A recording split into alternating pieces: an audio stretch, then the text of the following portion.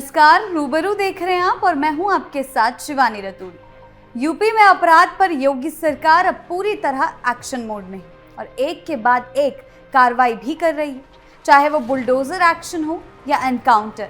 योगी सरकार तगड़ा शिकंजा कस रही है और इसी के चलते जो लोग डिजिटल दुनिया से फ्रॉड करने की कोशिश कर रहे हैं, जनता के साथ खिलवाड़ कर रहे हैं, उन पर भी बड़ी कार्रवाई की तैयारी अब यूपी में की जा रही है। और इसी के चलते बस्ती में विदेशी नेटवर्क वाले बड़े साइबर फ्रॉड के खुलासे के बाद सरकार और पुलिस दोनों ने साफ कर दिया कि चाहे कोई कितना भी बड़ा गिरोह क्यों ना हो, कोई कितना भी दूर, यहाँ तक कि देश से बाहर क्यों ना बैठा, अब वो बच नहीं पाएगा। मास्टरमाइंड तक पहुंचने की तैयारियां तेज है और राज्य के अंदर मौजूद इसके हर छोटे बड़े नेटवर्क को जड़ से उखाड़ फेंकने की रणनीति बन चुकी है। सरकार का संदेश बिल्कुल साफ है, अपराध करने वालों के लिए अब यूपी में कोई जगह नहीं है। जो भी जनता के साथ खिलवाड़ करेगा उसे बख्शा नहीं जाएगा और इसी के चलते एक बड़ा एक्शन लिया गया है। क्या कुछ हुआ है, आइए जानते हैं विस्तार से। विदेशी साइबर फ्रॉड का पर्दाफाश, 6 अपराधियों की गिरफ्तारी, बड़े नेटवर्क का खुला राज। बस्ती पुलिस ने क्रिप्टो करेंसी के जरिए चल रहे एक बड़े अंतर्राष्ट्रीय साइबर फ्रॉड का पर्दाफाश करते हुए देश भर में फैले 4 करोड़ रुपए से अधिक की ठगी के एक संगठित नेटवर्क का भांडाफोड़ किया है। ये गिरोह लंबे समय से लोगों को अलग अलग तरीकों से धोखा देकर उनकी कमाई ठग रहा था। पुलिस ने देर रात कोतवाली और लालगंज थाने की टीम का बनाकर ऑपरेशन चलाया और इस नेटवर्क से जुड़े 6 आरोपियों सुजीत, निपेंद्र, रामनाथ, अश्विनी, निखिल और प्रशांत को बस्ती से गिरफ्तार कर लिया गया। इन गिरफ्तारियों के बाद पुलिस को अब उम्मीद है कि इस धोखाधड़ी के और भी कई छोर सामने आएंगे। बस्ती रेंज के पुलिस उप महानिरीक्षक संजीव त्यागी ने बताया कि ये गिरोह उत्तर प्रदेश में गहराई तक फैला हुआ था और ये एक इंटर स्टेट गैंग की तरह काम करता था। इसका मास्टरमाइंड देश के बाहर बैठकर पूरे ठगी तंत्र को नियंत्रित करता था।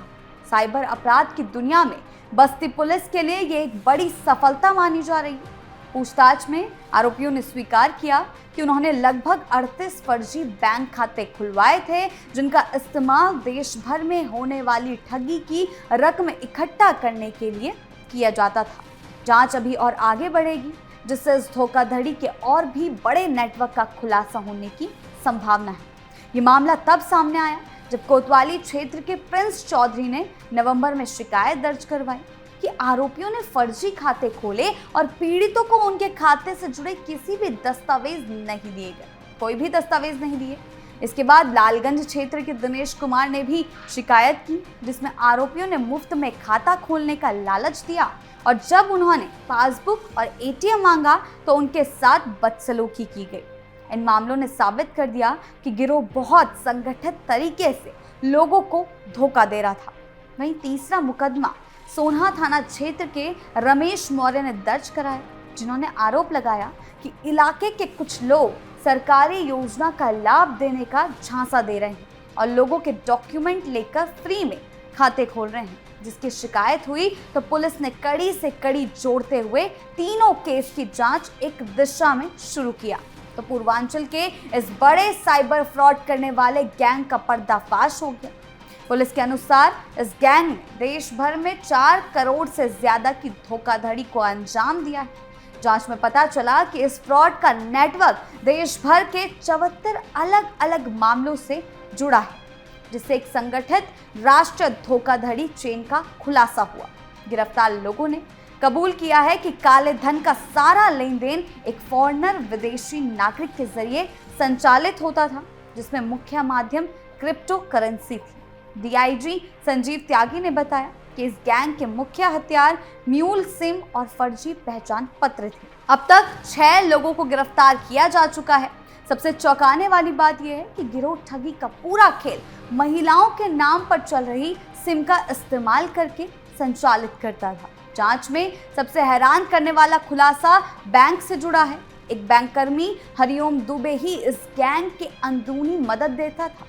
ये बैंककर्मी केवाईसी फॉर्म से ग्राहकों के नंबर और विवरण उठाकर उन्हें कमीशन का लालच देकर किराए के खाते खुलवाता था। इन खातों का उपयोग ठगी के पैसों को गोलमाल के लिए किया जाता था। हरिओम से अभी पुलिस पूछताछ कर रही है, जिससे अभी और बड़े खुलासे होने बाकी हैं। इस जांच में गैंग से जुड़े 38 बैंक खाते सामने आए, जो पैसे की गोलमाल के एक बड़े नेटवर्क को उजागर करते हैं, सामने लाते हैं। डीआईजी ने इस सफल ऑपरेशन के लिए टीम की सराहना भी की है। फिलहाल पुलिस इंटरस्टेट गैंग के देश से बाहर बैठे मास्टरमाइंड तक पहुंचने के प्रयास में जुट गई है। यूपी सरकार का एक्शन मोड, अपराधियों पर कसा शिकंजा। जी हां, हाल ही में सामने आए इस बड़े साइबर फ्रॉड मामले ने पूरे उत्तर प्रदेश में हलचल मचा दी। ये मामला इतना बड़ा है कि जांच एजेंसियों को इसके तार विदेशों तक जुड़े मिले। लाखों करोड़ों रुपए की ठगी करने वाला ये नेटवर्क लंबे समय से सक्रिय और आम लोगों को अलग अलग तरीकों से धोखा देता था। इस खुलासे ने साबित कर दिया कि डिजिटल दुनिया में अपराध कितनी तेजी से फैल रहा है और किस तरह संगठित गैंग इसका फायदा उठाकर लोगों की मेहनत की कमाई लूट रहे हैं। इस तरह के बड़े मामले सामने होने के बाद जनता में भी हैरानी है कि आखिर किस तरह पर ये ठगी चल रही थी, किस स्तर पर ये ठगी चल रही थी और इतने समय तक ये नेटवर्क कैसे काम कर रहा था। प्रदेश की सियासत में भी ये मुद्दा गरमाया हुआ है। ये भी सामने आया कि जैसे ही इस बड़े नेटवर्क की खबर लगी, सरकार ने तुरंत सख्ती दिखाते हुए जांच एजेंसियों को पूरा सहयोग दिया और कार्रवाई को तेज कर दिया। इससे संदेश गया कि कानून किसी बड़े से बड़े अपराधी को भी आसानी से छोड़ने वाला नहीं। साइबर अपराध भले ही कंप्यूटर और मोबाइल के जरिए किया गया हो, लेकिन इसके प्रभाव और नुकसान बिल्कुल वास्तविक होते हैं और अब इस तरह के मामलों को भी प्रदेश सरकार बहुत गंभीरता से ले रही। मुख्यमंत्री योगी आदित्यनाथ लगातार एक्शन मोड में दिखाई दे रहे हैं। माफियाओं हो, अपराधियों हो या अवैध गतिविधियों में शामिल लोगों के खिलाफ उनका रुख शुरुआत से ही सख्त रहा है। चाहे जमीन कब्जा करने वाला गैंग हो, अवैध शराब का कारोबार हो या अब साइबर अपराध, हर क्षेत्र में सरकार ने अपराधियों के खिलाफ बड़े पैमाने पर कार्रवाई की। ये साइबर फ्रॉड का खुलासा भी उसी अभियान का हिस्सा है और जिसमें सरकार अपराधियों को ये संदेश देना चाहती है कि अगर किसी जनता के साथ खिलवाड़ किया तो उसे किसी भी कीमत पर छोड़ा नहीं जाएगा।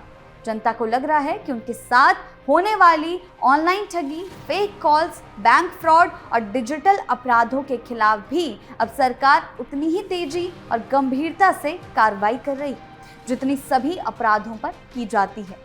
ये घटना प्रदेश प्रशासन की तत्परता को दर्शाती है कि अपराध किसी भी रूप में हो, चाहे देश के भीतर हो या इसके तार विदेशों तक फैले, राज्य सरकार अब हर स्तर पर अपराध पर शिकंजा कसने के लिए तैयार है।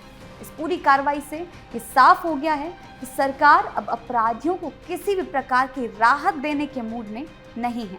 खासकर वो लोग जो जनता की मेहनत की कमाई को धोखे से हड़पते हैं, फ्रॉड करते हैं, उनके खिलाफ बेहद कठोर कदम उठाए जा रहे हैं। आने वाले समय में भी ऐसे मामलों पर कड़ी कार्रवाई की उम्मीद की जा रही है ताकि प्रदेश में अपराधी मानसिकता पर पूरी तरह रोक लगाई जा सके और आम नागरिक सुरक्षित महसूस कर सके। योगी सरकार की जीरो टॉलरेंस नीति, विदेशी कनेक्शन को खंगालने की तैयारी। जी हां, इस बड़े साइबर फ्रॉड नेटवर्क के सामने आने के बाद अब पुलिस की जांच और भी गहरी हो गई है। अधिकारी ये पता लगाने में जुट गए हैं कि इस गैंग के विदेशी कनेक्शन कहां-कहां तक फैले हुए हैं और आखिर विदेश से उन्हें कैसी सूचनाएं मिलती थी। माना जा रहा है कि मास्टरमाइंड देश के बाहर बैठकर पूरे गिरोह को निर्देश देता था। इसीलिए अब ये भी देखा जा रहा है कि वो किन माध्यमों से संपर्क करता था, किस प्लेटफॉर्म का उपयोग होता था और कितनी धनराशि को किस तरीके से क्रिप्टो करेंसी में बदलकर विदेश भेजा जाता था। जांच टीम तकनीकी साक्ष्यों, chat history, call detail record और डिजिटल वॉलेट की गतिविधियों को खंगाल रही है ताकि पता चल सके कि विदेश में बैठे लोगों से इस पूरे गिरोह का तालमेल कैसे चलता था। इसीलिए अब पुलिस का पूरा फोकस इस बात पर है कि विदेश में बैठे सभी लोगों की पहचान की जाए, उनकी लोकेशन पता की जाए और ये समझा जाए कि वो पूरे ऑपरेशन को कैसे चलाते थे और खासकर उत्तर प्रदेश में बैठे उसके पूरे नेटवर्क को जड़ से उखाड़ फेंकने की तैयारी एक्शन मोड में है ही। इस पूरे मामले ने ये साफ कर दिया कि साइबर अपराध की दुनिया कितनी तेजी से बदल रही है और अपराधी किस तरह नई नई तकनीकों का इस्तेमाल करके लोगों को निशाना बना रहे हैं। लेकिन पुलिस की इस कार्रवाई ने यह भी साबित कर दिया कि कानून से बड़ा कोई नहीं। अब जब विदेशों तक फैले इस नेटवर्क की परतें खुल रही हैं, सरकार और एजेंसियां दोनों पूरी ताकत से इसकी जड़ें काटने में जुटी हैं, तो आने वाले दिनों में इस केस से जुड़े और भी बड़े खुलासों की उम्मीद है। चाहे ठगी का गिरोह कितना भी संगठित हो, कानून की पकड़ से अब कोई बच नहीं पाएगा। आपकी इस बारे में क्या राय है, हमें कमेंट सेक्शन में जरूर बताएं। नमस्कार।